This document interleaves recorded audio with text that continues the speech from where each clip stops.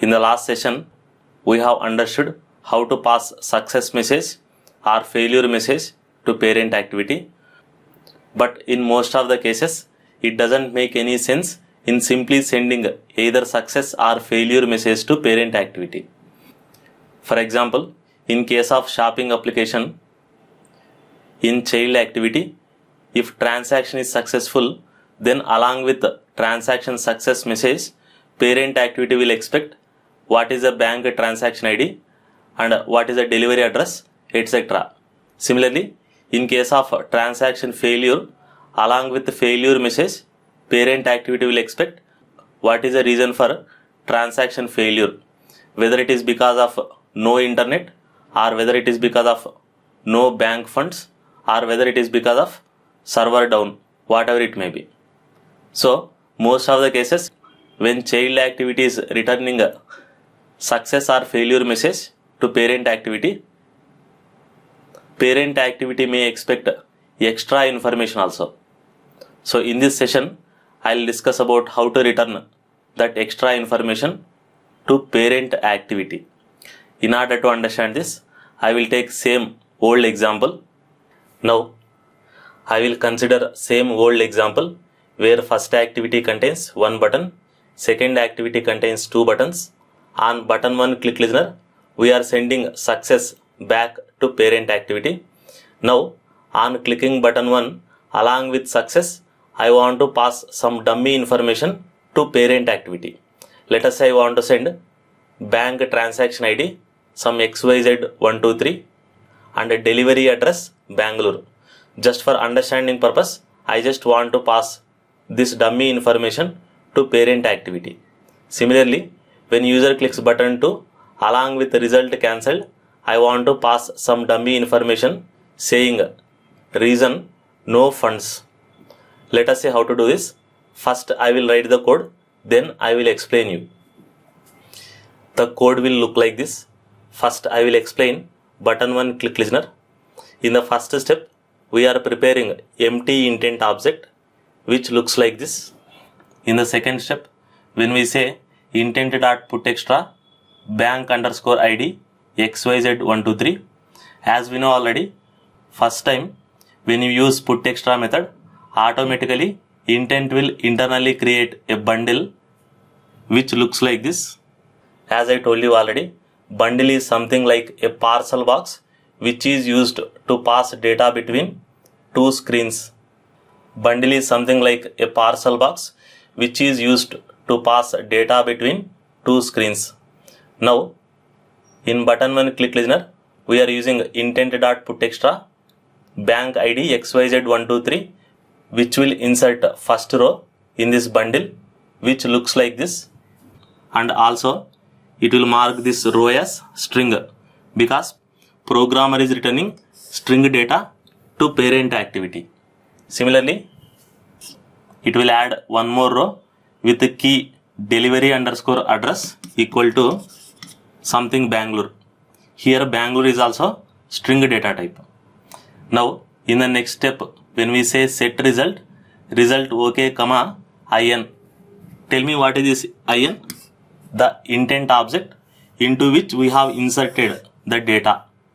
Now when we say set result OK, comma intent, this both the values result OK and intent object both will be passed to Android system.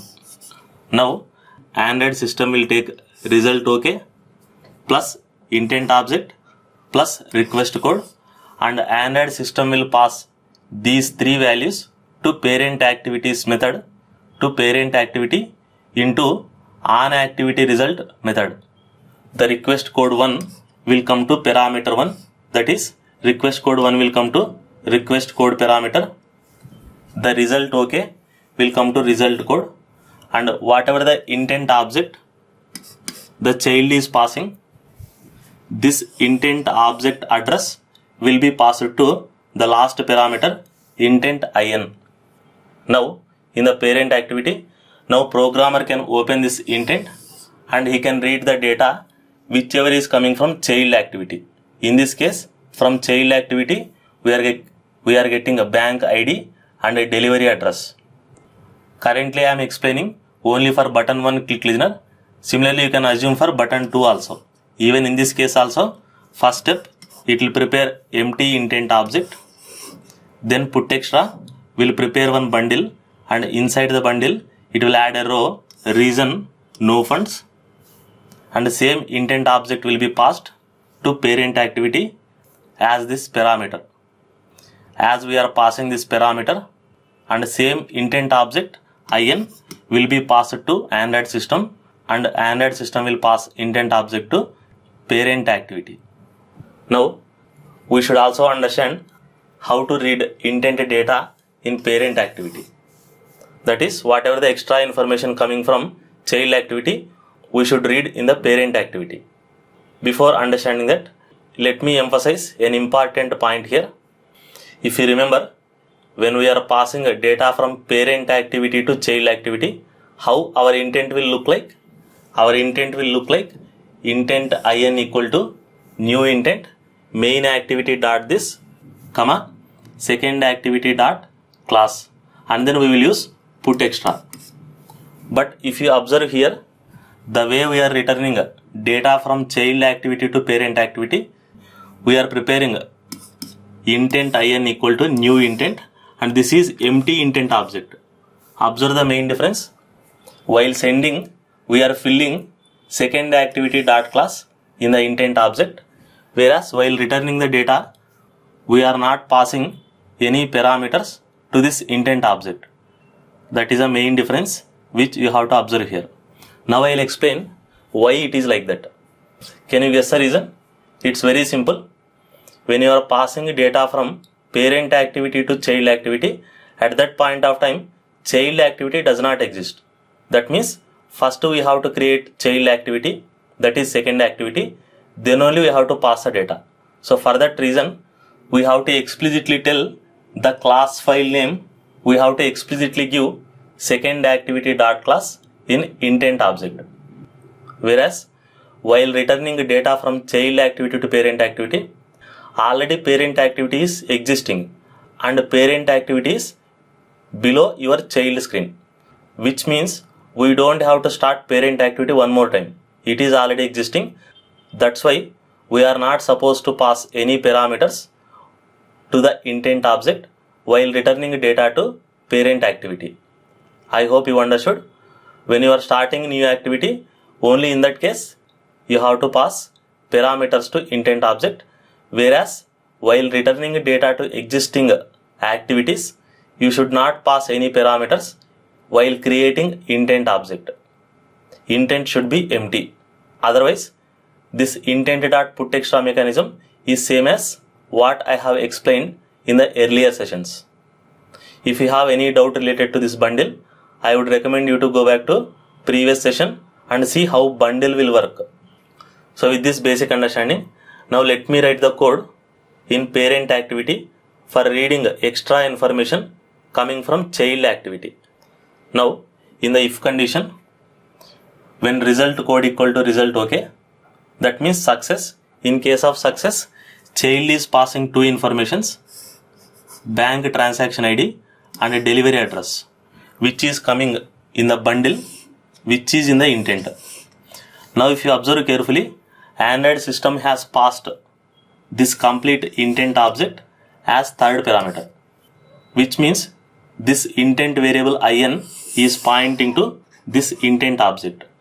Now try to recall what are the steps we have followed in the second activity while reading the data which is coming from parent activity. In the second activity, we followed 3-step approach. First open the intent, then open the bundle, then read the data. So we have to follow same steps here also, but except the first step. You don't have to open intent. Already this intent variable in is pointing to your intent object. So using this intent object, directly open the bundle and read bank transaction ID and delivery address. Now let me write the code. Since I don't have sufficient space, I will remove this else part. Now let me write the code, then I will explain you. Since intent in is already pointing to intent object, using intent object, this variable, I will use get extras. I will use get extras method, which will open bundle. So bundle b equal to intent.get extras. Now tell me, how will you read bank ID? Remember, whatever the key the child activity is using, you should read with the same key in the parent activity.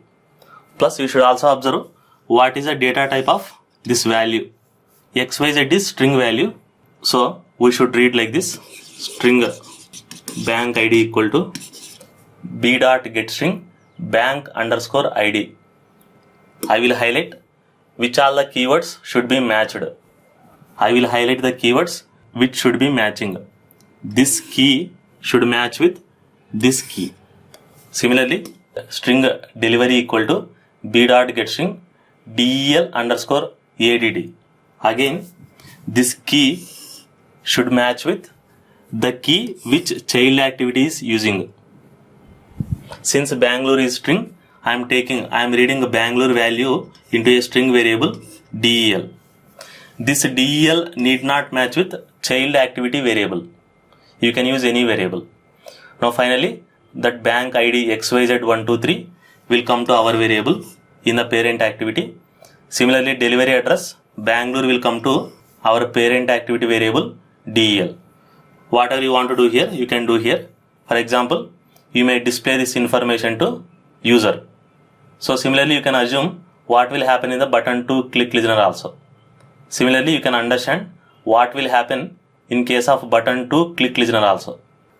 Just like in the if condition, in the else condition also, we will say bundle b equal to in.get extras. Then, since in case of button 2, child activity is sending reason is string, so we have to say string reason equal to b dot get string reason. Again, that key should match with the child activity key reason, that is with this highlighted key. So I hope you understood how to return extra information from child activity to parent activity and how to read same extra information in parent activity.